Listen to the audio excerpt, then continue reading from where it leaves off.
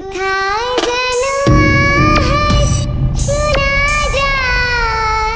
রাসেল, ফ্যাক্টরিতে কি সব কাজ ঠিকঠাক মতো হইতাছে? হ্যাঁ সাহেব, সবকিছুই ঠিকঠাক মতো হইতেছে। ভালো করে চারিদিকটা খেয়াল রাখো। আমি 3-4 দিনের জন্য এক জায়গা ঘুরতে যাব। আচ্ছা সাহেব, ঠিক আছে, যান, আমি সবকিছু দেখে শুনে রাখবো। আর ফ্যাক্টরির সব দায়িত্ব তোমার কাছে দিয়ে গেলাম, তুমি সবকিছু দেখে শুনে রাখো। আচ্ছা সাহেব। আচ্ছা রাসেল, তুমি থাকো তাহলে, এখন আমি যাই। আ কি ব্যাপার, চিৎকার দিল কে? আয় হায়, রাসেল দেখে উপরে থেকে পড়ে গেল। এখন কি হবে, উপরে থেকে পড়ে গেল কিভাবে? ওই রাসেল, এ রাসেল, কথা বলো রাসেল। এখন এখন কি করব আমি? আরে রাসেল তো একদম মইরা গেছে। আচ্ছা, ওর বাড়িতে আগে কল দেই। আপু, আজকে না আমাদের মার্কেট করতে যাওয়ার কথা ছিল, তুমি যাবে না? আব্বু ফ্যাক্টরি থেকে সন্ধ্যেবেলায় ফিরবে, তো রাত্রিবেলা বেলা মার্কেটে যাব। আচ্ছা আপু, ঠিক আছে, রাতের বেলায় যাব তাহলে। আপু, কে যেন ফোন করছে, চল তো, ওই পাশের রুমে ফোনটা বাজতেছে। আচ্ছা, ফোনটা রিসিভ কর তুই। হ্যালো, কে? হ্যালো সোহাগ। আরে এটা তো আব্বু যে ফ্যাক্টরিতে কাজ করে ওই ফ্যাক্টরির মালিক মনে হয়। হ্যাঁ আঙ্কেল, বলেন। তোমার আব্বু তো আমার এই ফ্যাক্টরিতে কাজ করতো, কিন্তু কিন্তু কি আঙ্কেল?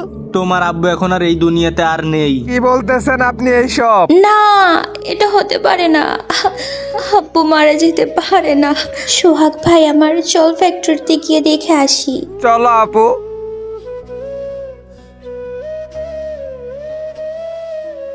না, এটা কি হয়ে গেল? না আব্বু না, তুমি আমাদের দুজনকে এভাবে ছেড়ে চলে যেতে পারো না। আচ্ছা আঙ্কেল, আমার আব্বু কিভাবে মারা গেল? ওই উপরে দাঁড়ায় আমার সাথে কথা বলতেছিল, আর আমি যখনই চলে যাইতে গেছি তখনই দেখি ও উপর থেকে নিচে পড়ে গেছে। বুঝলাম না, তোমার আব্বু কি সুইসাইড করলো? না সাহেব, জীবনেও আমার আব্বু সুইসাইড করতে পারে না। এখন আমরা দুইজন কি নিয়ে বাঁচবো? মিষ্টি, যা হওয়ার হয়ে গেছে, এখন তো আর কান্না করলেও ফেরত আসবে না। এইভাবে ভেঙে পড়লে হবে না, সবাইরে একদিন চলে যেতে হবে। বাবা, সোহাগ বন্ধু, মন খারাপ করে কোনো লাভ নাই। আমাকে ছেড়ে কই চলে গেলা বাবা? সবারই তো একদিন চলে যেতে হবে। সবারই একদিন চলে যাইতে হবে, 2 দিন আগে আর পরে। এখন কান্নাকাটি কইরাও তো কোনো লাভ নাই। সবাই আঙ্কেলের জন্য মন থেকে দোয়া কইরো। আর বন্ধু, যেটা হওয়ার সেটা তো হয়ে গেছে, এখন আর মন খারাপ করে কি লাভ? আঙ্কেল আমাদেরকে অনেকটা ভালোবাসতো। আঙ্কেলের জন্য সবাই মিলে দোয়া করো। আচ্ছা, এখন চল বাড়িতে চলে যাই। সোহাগ, হ্যাঁ আপু, বলো। আব্বুকে অনেক বেশি মিস করতেছি। আমিও মিস করতেছি আপু। ছোটবেলায় মাকে হারালাম, আর এখন আব্বুকেও হারালাম। আচ্ছা, রাত অনেক হয়েছে, চল ঘুমাই পড়ি। হ্যাঁ আপু, চলো ঘুমাই পড়ি।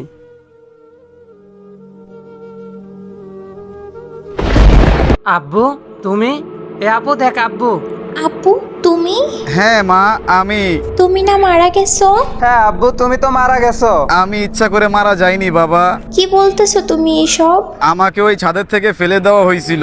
কি হয়েছিল তোমার সাথে, সবকিছু খুলে বলো। আর তোমার সাথে কি হয়েছিল আব্বু? তাহলে শোন, ওরা কেন আমার সাথে এরকম করলো। এই রাফি, নাজমুল, তোরা ফ্যাক্টরিতে ভালো করে কাজ করতে পারলে করবি, না হলে এখান থেকে চলে যাবি। তোদের জন্য মালিকের কাছ থেকে কথা শুনতে পারবো না। কেন, আমরা আবার কি করলাম? আমরা তো ভালোভাবে ফ্যাক্টরিতে কাজ করতেছি। আর কিছুদিন ধরে খেয়াল করতেছি ফ্যাক্টরি থেকে কেউ চোরাই ভাবে মালগুলা পাচার করতেছে। এই কাজগুলা কি তোরা করতেছিস? আমরা তো এসব ব্যাপারে কিছুই জানি না, আর আপনি আমাদের দোষারোপ করতেছেন কেন? আমরা এসব কিছুই জানি না। যদি আজকের পর থেকে এই ফ্যাক্টরি থেকে কোনো মাল এদিক সেদিক হয়, তাহলে সেটা জরিমানা তোদেরকেই দিতে হবে। না না, আমরা এসব কাজের মধ্যে নাই। হ্যাঁ, ফ্যাক্টরিতে তো আরো মানুষ আছে, তো এদেরকে না বললে আমাদের বলতেছেন কেন? সবার কাছেই জিজ্ঞাসা করছিলাম, ওরা সবাই বললো তোরা দুজনেই নাকি এই মালগুলো চোরাই ভাবে সাপ্লাই করিস। ফ্যাক্টরির মধ্যে তো অনেকেই কাজ করে, কে নাকি করছে এটা কি আমরা জানবো নাকি? আর কোনোদিন যদি শুনছি তোরা এই কাজ করছস, তাহলে তোদের দুজনকে ঘাট ধাক্কা দিয়ে ফ্যাক্টরি থেকে বের করে দিব। আপনি ফ্যাক্টরির সুপারভাইজার দেখে কি যা তা বলবেন? আর একটা কথা বলবি না, ওই যে ফ্যাক্টরির মালিক আইছে মনে হয়, কাজ কর গিয়ে। নাজমুল, আমাদের ব্যাপারে মনে হয় সবকিছু জানি না গেছে। আমাকে যা তা বললে অপমান করলো। মনটা চাইতেছো ওরে ছাদেরতে ধাক্কাটা নিচে ফালাই মাইরা ফালাই। আমার মনে হয় ওরে বাসায় রাখাটা ঠিক হইব না। হ্যাঁ, তুই ভালো কথা কইছস। আমাদের কতগুলো কথা শুনাইলো, তার থেকে বলো চল ওর ডাকাতে নিচে ফেলাই দেই। আচ্ছা চল যাই, দে ধাক্কা। হালার ভূত আমাকে নাকি গা ধাক্কাতে বাইর করে দিব। আরে ওই নিচে পড়ে গেছে, নিশ্চিত মরে গেছে। এখানে থাকলি ফাইসা জামু। তাড়াতাড়ি চল, তাড়াতাড়ি চল, এখান থেকে তাড়াতাড়ি আয়। হ্যাঁ ঠিক বলছো, চল চল চল। তারপর ওর ওই ছাদে থেকে আমাকে ধাক্কা দিয়ে ফেলে দেয় আর আমি সাথে সাথেই মারা যাই। তুমি কোনো চিন্তা করো না আব্বু, তোমার খুনের বিচার অবশ্যই হবে। আমি আমার খুনের প্রতিশোধ চাই। তাহলে তোরা থাক, আমি চলে গেলাম। আরে এটা কি তাহলে স্বপ্ন ছিল? আব্বুকে মনে হয় দেখলাম। এই আপু, আপু উঠতো। হ্যাঁ বল, কি হয়েছে? আপু আমি একটা স্বপ্ন দেখলাম। আব্বু আমাকে বলতেছিল যে সে নিজে নিজে মরে নাই, তাকে নাকি কেউ ধাক্কা মেরে ফেলে দিছে। সেম, এই স্বপ্নটা আমিও দেখছি। কি বলতেছো আপু, তুমিও একই স্বপ্ন দেখছো? তাহলে অবশ্যই এই ঘটনাটা সত্য। চলো আপু আমরা পুলিশের কাছে যাই, সবকিছু খুলে বলি। হ্যাঁ তুই ঠিক বলছস, তাহলে চল আমরা পুলিশের কাছে গিয়ে সবকিছু বলি। হ্যাঁ আপু, দেরি করা ঠিক হবে না, চল যাই। হ্যাঁ চল চল।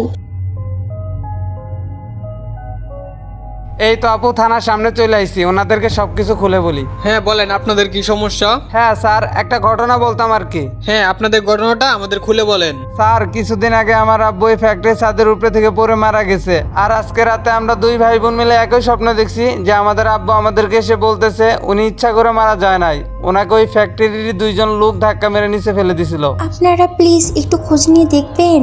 আমরা তো প্রমাণ ছাড়া কারণ আমি কেস লিখতে পারবো না, এটার প্রমাণ থাকা লাগবে। প্লিজ স্যার, আপনারা একটু তদন্ত করে দেখেন।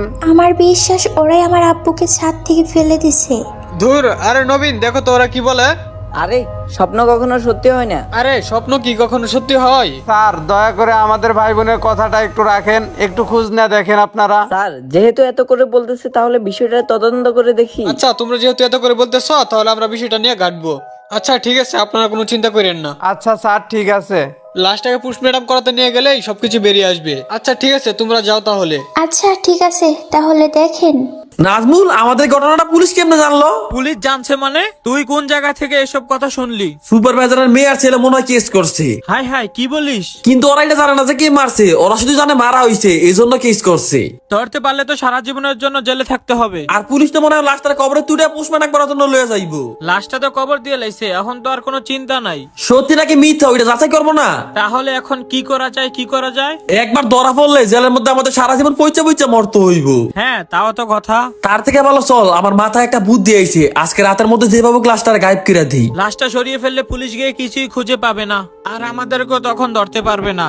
এখন তো রাত হয়ে গেছে, তাড়াতাড়ি চল। হ্যাঁ হ্যাঁ চল চল চল, তাড়াতাড়ি চল। এই তো গুরুস্থানের কাছে এসে পড়ছি। কোন জায়গায় জানি কবরটা দিছিল? এই তো এই কবরটা। এই তো, এই কবরটা নতুন দিছে, এইটাই মনে হবে। হ্যাঁ এইখানে দেরি করা দেবো না, তাড়াতাড়ি আমাদের কবরটা করতে হইব। হ্যাঁ হ্যাঁ, আচ্ছা তাহলে আমরা খোঁড়া শুরু করি। আমার গোরস্থান দেখলেই ভয় করে। আরে এখন ভয় পাওয়ার সময় নাই, তাড়াতাড়ি করতে হইব। আর গোরস্থান থেকে কেমন জানি ভয়ঙ্কর একটা আওয়াজ বেশি আসতেছে। যেভাবে হোক আমাদের এখান থেকে লাশটাকে সরিয়ে ফেলতে হবে। আরে কে তুমি? এত তাড়াতাড়ি আমাকে ভুলে গেলি? ই, ই, ই, ই, আ, আ। আরে কে তুমি? কি চাও আমাদের কাছ থেকে? আমি সেই ফ্যাক্টরির সুপারভাইজার। ই, ই, আ, আ। তোরা দুইজন আমাকে ধাক্কা দিয়ে ফেলে দিছিলি, মনে নেই? আরে তোমাকে না আমরা মেরে ফেললাম, তুমি জীবিত হলে কিভাবে? আমি আমার মৃত্যুর প্রতিশোধ নেওয়ার জন্যই জীবিত হইছি। ই, ই, আ, আ, আ, আ। আমাদের দুইজনে মাফ করে দাও, আমরা অনেক বড় ভুল করছি। তোমাকে মেরে ফেলাটা আমাদের একদম ঠিক হয় নাই। আমাকে মেরে ফেলার আগে তোদের এই চিন্তাটা করা উচিত ছিল যে এইটা ভুল না ঠিক করতেছিস। ই, ই, আ, আ, আ। আমাদের ছেড়ে দাও প্লিজ, আমাদের ছেড়ে দাও। আমরা আমাদের ভুল স্বীকার করতেছি, দয়া করে ছেড়ে দাও আমাদেরকে। তোদের দুইজনকে ছেড়ে দেব এইটা তো প্রশ্নই উঠে না, তোদের দুইজনকেই মেরে ফেলবো। আমাকে মেরো না, আমাকে মেরো না। এদিকে আইসো না, এদিকে আইসো না। আমি আমার মৃত্যুর প্রতিশোধ নিয়ে নিয়েছি। ই, আ, আ, আ, আ। গোরস্থানের কাছে আইসা পড়ছি। আচ্ছা নবীন, তাহলে চলো। আচ্ছা চলেন। স্যার ওইখানে দুইটা মানুষের মতো দেখা যাইতেছে না? আরে সত্যিই তো, হ্যাঁ তাই তো দেখা যাইতেছে। স্যার এরা তো মৃত, এদেরকে কেউ মেরে ফেলছে। কিন্তু এদেরকে কে মারলো? নবীন ভালো করে দেখো তো, এদেরকে চিনতে পারো কিনা। স্যার দেখে কেমন চিনা চিনা মনে হইতেছে, এরা দুইজন ওই ফ্যাক্টরিতে কাজ করতো। ফ্যাক্টরিতে কাজ করতো, তা ওরা এখানে কিভাবে মারা গেল? স্যার আমাদেরকে ওদিন যে ছেলে মেয়ে দুইটা বললো, এই দুজনের কথাই মনে হয় বলছিল। তাহলে কি এটা সত্যি ঘটনা? এই দুজনেই মনে হয় ওর বাবাকে চাঁদের থেকে ধাক্কা দিয়ে ফেলে দিয়েছে। হ্যাঁ নবীন, এটাও হতে পারে। স্যার আমার মনে হয় ওরা দুজনে এই লাশটাকে এখান থেকে সরিয়ে ফেলার চেষ্টা করছিল, হয়তো বা এই লাশটাই ওদেরকে মেরে ফেলছে। আচ্ছা তাহলে কি করা যায়? স্যার কিছুই করার নাই এখন, এই আত্মাটা ওর খুনের প্রতিশোধ নিছে। হ্যাঁ, ভালোই হয়েছে। এরকম মানুষের শাস্তি হওয়া দরকার। আর এখান থেকে একটা জিনিসই শিক্ষা নেওয়া দরকার, যে কেউ কখনো কাউকে মেরে ভালো থাকতে পারে না। আই হোপ ভাই ব্রাদার ভিডিওটা তোমাদের কাছে অনেক বেশি ভালো লাগছে। আর ভিডিওটা ছাড়তে এত লেট হইলো কারণ আমি একটু অসুস্থ ছিলাম, তো আল্লাহর রহমতে এখন সুস্থ আছি। আর তোমরা যারা এখনো ভিডিওটাতে লাইক করো নাই, অবশ্যই একটা লাইক, আর চ্যানেলে যদি নতুন হয়ে থাকো অবশ্যই চ্যানেলটা সাবস্ক্রাইব করে দিও। আর এরকম ভূতের ভিডিও নিয়ে আমি জিএম সোহাগ ওয়াইটি তো আছি তোমাদের সাথে। আর দেখা হচ্ছে নতুন কোনো একটা ভিডিওতে। সে পর্যন্ত সবাই ভালো থাকো। আল্লাহ হাফেজ।